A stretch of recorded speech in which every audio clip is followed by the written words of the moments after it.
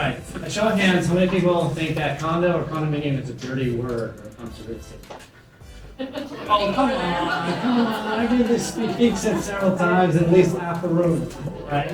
Well, if you're telling the truth, then okay, you're aligned with me. But if not, by the end of my talk here, hopefully everyone's going to be a fan of it. And actually, was a little surprised to get the invitation to speak, so thank you. Because what I'm about to say in condominiumization kind of runs against what Volition, puts out and their business model on the Burr, on the hold. Will has very successful Burr portfolio. James was talking about on Twitter. I know that several of you, or lots of you in the room, subscribe to that. But I've taken a little different tact. I'm a little bit of a contrarian, and let me explain why. I was an attorney. I'm a recovering attorney now. Did that for about 25 years. And I knew I was going to be shutting down my practice, so I was looking for more of a full-time job. I had done real estate investing and developing small-scale stuff, mainly flips, for about 20 years. So when I moved to Toronto, I met me and said, hey, I want to develop a real estate business. And I started, well, I'll do flips. I know flips, right? Well, laugh at that one, right? That didn't take long to figure out, well, that doesn't work in this market. Pretty mature. Competitive. My first bid, I think there were 35 offers as well. Got outbid. Like, okay, maybe I have to go back and figure out something else. Talk more with Volition, and then, oh, this great renovation. Take a single family home, renovate it, develop it into a triplex. Look at that, and did the numbers and worked out some more. And thought, you know what, that works great for a lot of people, but that's not for me. I don't want to be a landlord. And that's really what drove a lot of my path to where I am now. I don't want to be a landlord. So one day, literally, I'm walking and I'm looking down the street and I'm like, why aren't there walk-up condos here in Toronto? There are walk-up condos in every other place I live. I know they have them in Montreal, they have them in Vancouver, pretty much every major North American city in the US. So I started asking questions. I asked, why aren't there walk-up condos? Well, it's really hard and nobody's figured it out. Exactly. I asked Matt, why aren't there walk-up condos? Well, I don't know, ask me. Like, okay. Started asking around, went to other events like this, started asking other people, and the answers I got were like, okay, I understand that, but I think there's a workaround. And what about this? Well, okay, I get that, but I think there's another workaround. So I had some assumptions, went to the city, had a couple of meetings with some planners, and essentially confirmed that my assumptions I thought were right. Like, I think this should be a viable business model. So that led me to where I am today. I'm currently developing, I've got my first own condominium project that I'm doing. I'm consulting a little bit, helping some others on that pathway, both on the infill, new builds, as well as some conversions. So it's a pretty exciting place to be. I feel that we're in the forefront here of some significant changes, just as we've been in the forefront, all of us, I think, in the multiplex here in Toronto. I think the future is bright. I'm excited to be part of it. It really does provide that market attainable housing to the missing middle. So kind of an executive summary. When I talk about condominiumization at this scale, what am I talking about? You're taking single-family home or a lot, demolishing, putting in a 3-story, either 3+1 or 4+1, kind of the sweet spot here in Toronto in the core, selling, repeating. And what's the money multiplier? Well, you're increasing the GFA, right, by 25, 60%. This assumes that you're going to go into committee and get some minor variances to really maximize. You get some larger lots, you don't necessarily have to, as Adam talked about. And then what are you doing? You're selling 3 to 5 homes on previously, one home lot. As real estate developers and investors, we should all have the same mantra. What's the primary goal of a developer is you buy something and you sell more of something, right? In this case, you're selling more of square footage, and once again, you're selling 3 to 5 homes of what you bought for 1 home. Now, can this be scaled up? Of course. We could be talking about 6 plexes or 10 plexes or 12 plexes. But for my objectives, my business model, my resources and capital, and I suspect for many of you in the room, we're probably talking about this size. Can you do a duplex? Absolutely. Can you do just a triplex? Absolutely. It's not linear though. When you look at the price, right, the acquisition cost and sale price, of a fourplex, that doesn't mean you're gonna make twice as much money as a duplex or at half the cost. You gotta look at land acquisition, construction, all those numbers, so it's not linear. It really is, especially at this stage of the market where we're just starting out in Toronto, not just a neighborhood by neighborhood analysis, not just a street by street analysis, but really a lot by lot analysis. But I'll tell you, for this business model, the typical core Toronto 25 by 125 works great. You get 30 by 130, even better. 25 by 150, you can do more. But the typical 25 by 120 is ideally for at least a 3+1 on the townhouse style. We'll talk a little bit about, as Adam described, the difference between more of a stacked and townhome and how that plays out. I think this audience, I think everyone is aware of what the missing middle is. So really the emphasis of this slide is just to point out, in Toronto specific, it's really not the result of market forces, but the result of past ill-advised municipal zoning policies. That's why there isn't a lot of missing middle. That's why we haven't seen condominiums, walk-up condominiums in Toronto like we have in these other cities. That's all changed, or is in the process of changing. It is a proven business model. Don't just take my word for it. This isn't like Dan Zimbrov, oh, that's a great idea. I wonder why people haven't done it before. Walk Toronto, walk Montreal, walk Vancouver, walk Boston, Chicago, Los Angeles, right? They have these walk-up condos. Why? Because it makes sense. It really is a win-win-win. Provides market-attainable housing to new home buyers or people that are downsizing. It adds to rental stock, and it obtains maximum best use of residential real estate. And it's meeting the gentle density consistent with the mandate is now in Toronto finally. So I think it is win-win-win. There are challenges, right? Why haven't there been condos?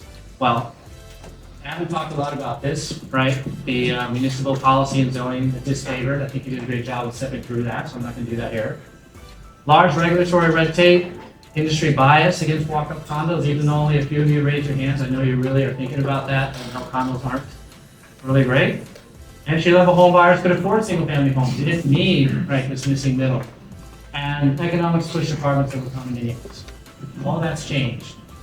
Adam really already discussed one. So large regulatory red tape. In addition to the zoning and the as-of-right that's expanded, for instance, in the committee of adjustments, if you're going for minor variances, you used to, a homeowner could just block it right there and appeal. Now that's not appealable. So that process is being streamlined. The permitting process for multiplexes has been streamlined. So a lot of the regulatory red tape is gone. The industry bias against walk-up condos, my business model and for my clients is I'm not selling a condo, I'm selling a single-family home. If you step into a condo, and you go in the elevator, your mind is thinking condo. When you open the door to one of my projects, hopefully you're thinking home, an emotional connection and not a condominium. So specifically, what does that mean? Well, first of all, if you're looking at it as a townhome style design, where you have side entrances, each home has its own entry, its own door. You don't have the noise issues that Ming talked about if you're doing the townhouse. You have your own floors and your own section. You've got yard. You may have parking. You're steps away. You get some of the amenities of a condominium. You're going to be steps away from all the attributes of city living, right? You're not building these out somewhere out in these far off neighborhoods.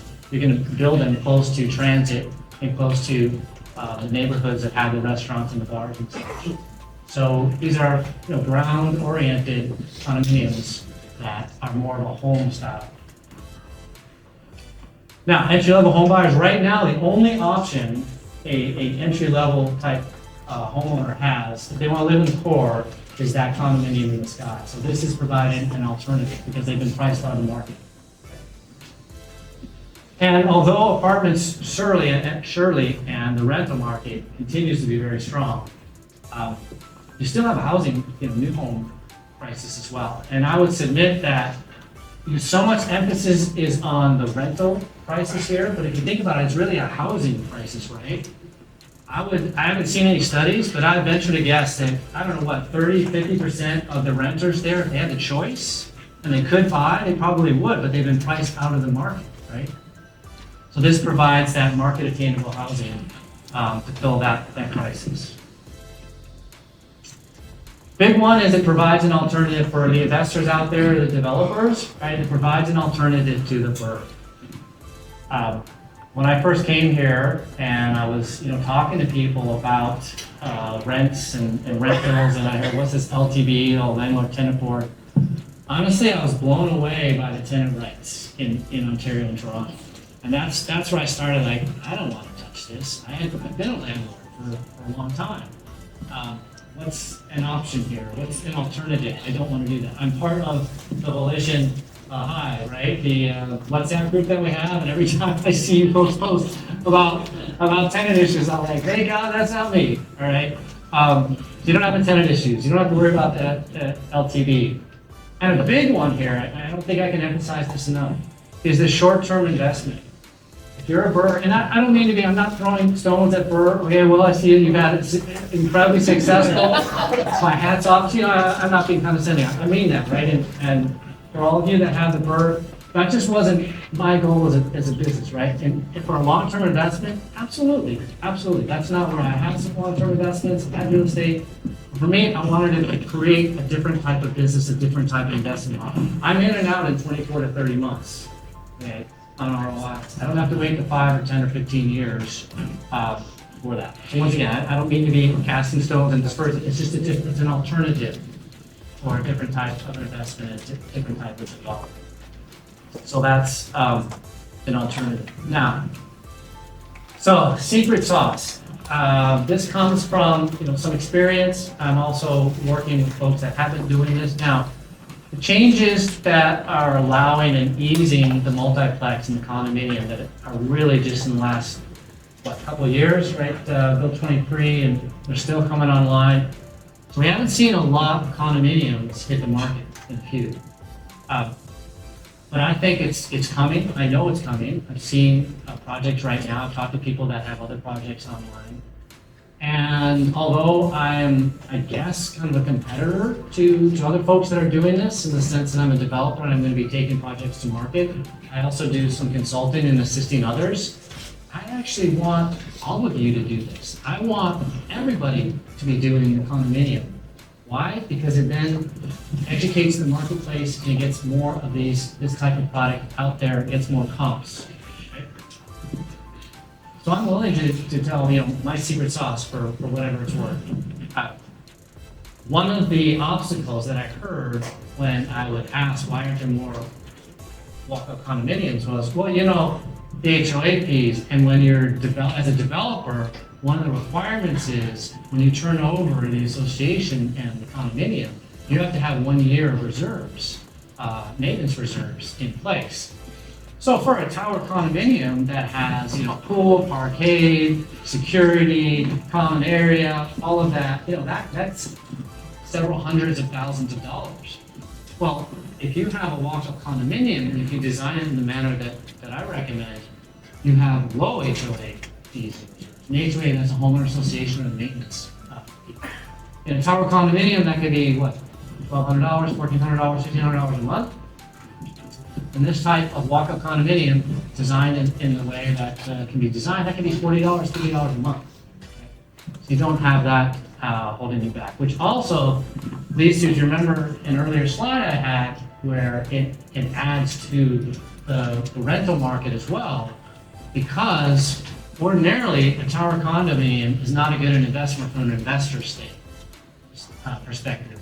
Because not only do you have to handle the mortgage, you have to handle that high HOA maintenance, and the rents ordinarily don't cash flow positive on that.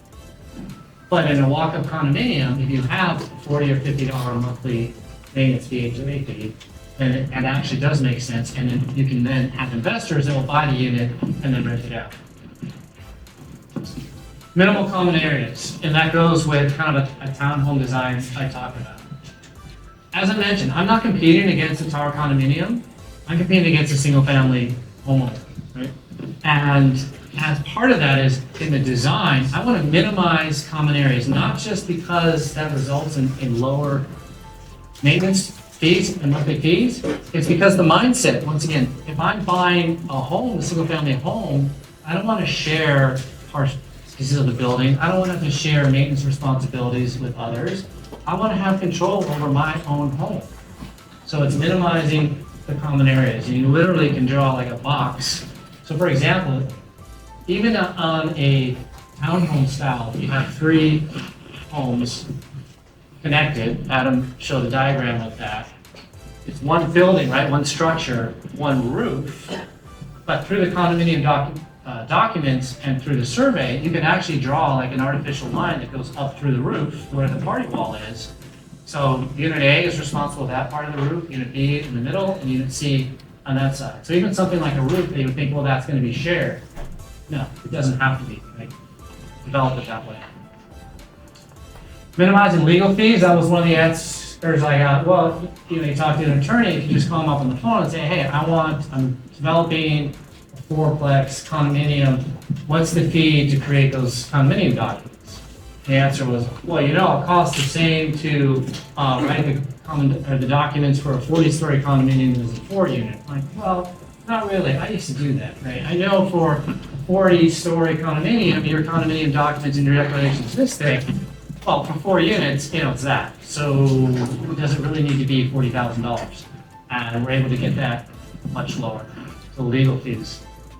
And then the streamlined association governance, similar to the actual documents themselves and what's required to be put in them, you can have a streamlined process once you've turned it over to the association. That's one of the questions I get. Well, how successful is a 4-unit condominium? We still have to have a board of directors, and how does that work? That sounds like a lot of work and a lot of administration. If you write the governing documents with that in mind, you can really streamline the process and make it really simple for the homeowner. So they're not straddled with a lot of formalities and a lot of requirements. That's kind of my secret sauce. Okay, full disclosure, there are continuing challenges. HST, if you're building the same structure, the same 4-plex or triplex and garden suite as purpose-built rental, you don't have to pay HST, right? You get that full rebate, 100%. If you're selling that as condominiums currently, there is HST. Now, there is potentially a way to go around that, but I don't want to say since I'm being recorded right now. Potentially, there's a way to at least navigate around it. And hopefully that will change. Because as I mentioned, I don't think we're just in a rental housing crisis. We're in a housing crisis. So a rebate on HST, in my mind, that applies to purpose-built rentals should also apply to new construction and providing housing. But I'm just one person. Charity and warranty, there's also ways to navigate around that if you're talking about a renovation, major renovation or a build on these size multiplexes. Development charges, I think everyone pretty much does the strategy if they're doing a 4+1 of building the 4-plex and then closing it out and getting the permit for the garden suite. So if you're up to 5, so there are ways of going around that, but potentially, certainly if you're going larger than a 5-plex, that's going to be an issue. And then the big one really is educating the marketplace, the appraisers, the realtors, and the buyers.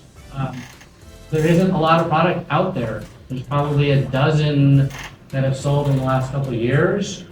There's several more coming online here this year or next. Adam mentioned he's got some clients. I know some my clients as well. So each project that comes online and sets the bar and a comp is contributing to that process.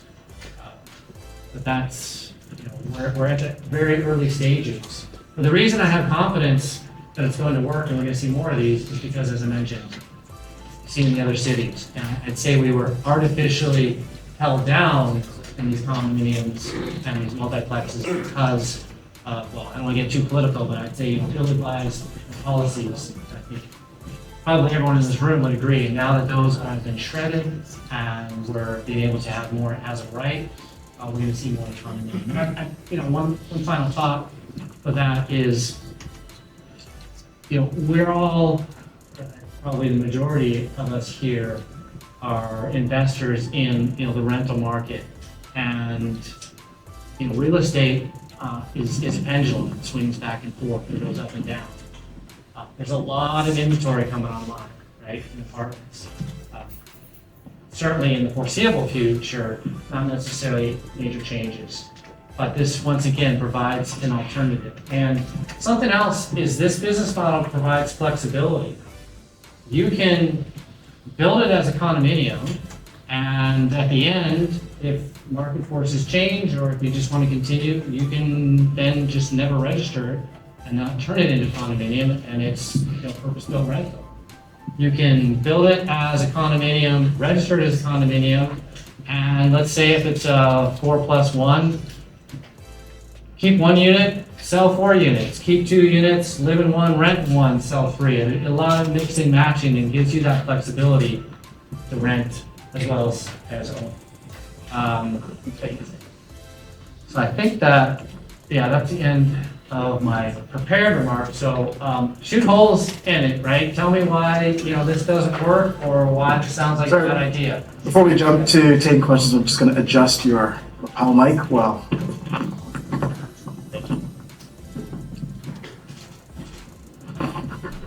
thank you.